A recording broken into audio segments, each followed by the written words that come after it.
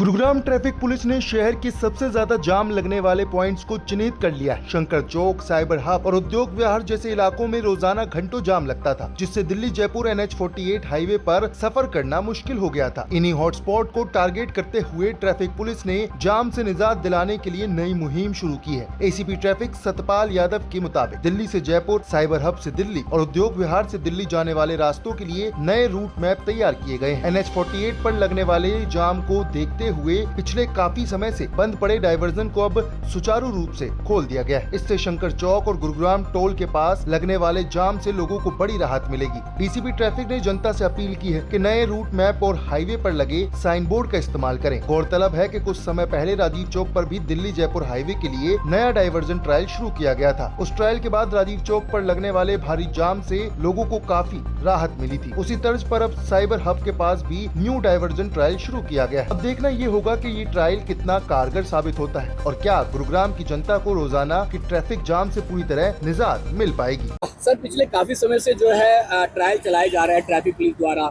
इस बार जो ट्रायल है वो किस चीज को लेकर के है और कितने डायवर्जन जो है बंद किए गए थे, आज उनको खोला गया है?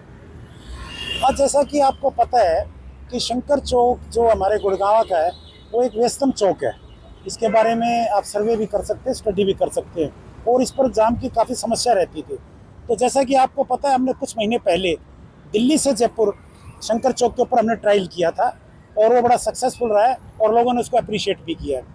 आज उसी कड़ी के अंदर हमने जो जयपुर से दिल्ली हमने ट्रायल किया है।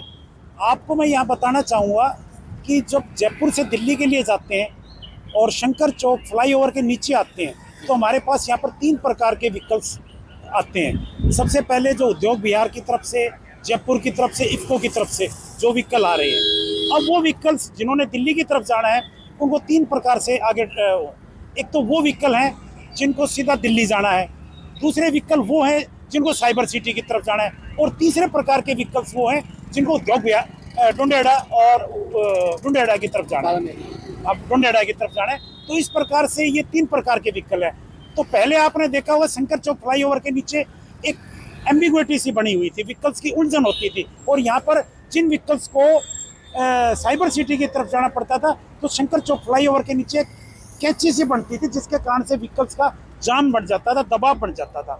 तो उसको आज हमने ओवरकम किया है और ये DLF की तरफ से यानी कि इसको मैनेज किया गया। जैसा कि आप देख भी सकते हैं पिक्चर्स के अंदर कि ये जो हमने पीले बैरिकेड्स लगाए हैं, अब हमने लाइंस को सेग्रीगेट कर दिया है। सेग्रीगेट इन द सेंस किस प्रकार से किया है कि जो व्हीकल जयपुर की तरफ से आ रहे हैं और जिन्होंने दिल्ली या उद्योग विहार की तरफ जाना है उनके लिए हमने लेफ्ट लाइन, ये 5 लाइन्स हमने रखी हैं।